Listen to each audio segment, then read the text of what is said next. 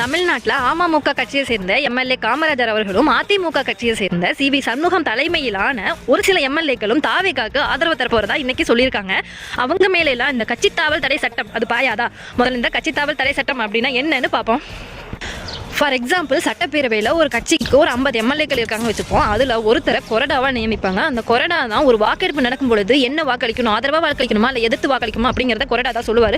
அந்த கொறடா சொல்கிறதுக்கு படி தான் இருக்க கட்சியில் இருக்கிற எல்லா எம்எல்ஏக்களுமே ஓட்டு பண்ணணும். அப்படி அவங்க மாற்றி எது வாக்களிச்சிட்டாங்க அப்படின்னா அவங்களுடைய எம்எல்ஏ பதவியே பறி போயிருங்க. இதுதான் கட்சி தாவல் தடை சட்டம். அவங்க வாக்களிக்கிறதும் சரி, இங்கிருந்து ஒரு கட்சியிலிருந்து இன்னொரு கட்சிக்கு தாவவும் கூடாது. அதுதான் கட்சி தாவல் தடை சட்டம்.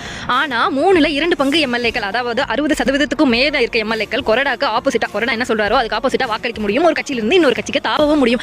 அதுபடி பார்த்தோம்னா அமமுக இருக்கிறதே ஒரே ஒரு எம்எல்ஏ தான். அந்த 100% அந்த ஒரு எம்எல்ஏ தான். அவர் என்ன முடிவு பண்றாரோ அது அவர் சட்டப்படி எந்த தண்டனையுமே அவர் கிடைக்காது. ஆனா ஏடிஎம்கேல மொத்தம் 47 எம்எல்ஏக்கள் இருக்காங்க. அதுல 60%க்கு மேல அப்படி பார்த்தோம்னா ஒரு 32 எம்எல்ஏக்களுக்கு மேல டிவிக்கு வாக்களிக்கலாம், கொறடாக்கு ஆப்போசிட்டா வாக்களிக்கலாம். அப்படி இல்ல ஒரு 20 எம்எல்ஏ தான் வாக்களிக்கிறாங்க அப்படின்னா அவங்களுடைய எம்எல்ஏ பதவி 20 பேருடைய எம்எல்ஏ பதவியும் பறிபோக்கப்படும், சட்டப்படி தண்டனை கொடுக்கப்படும். பார்க்கலாம் நாளைக்கு என்ன நடக்க போகுதுன்னு.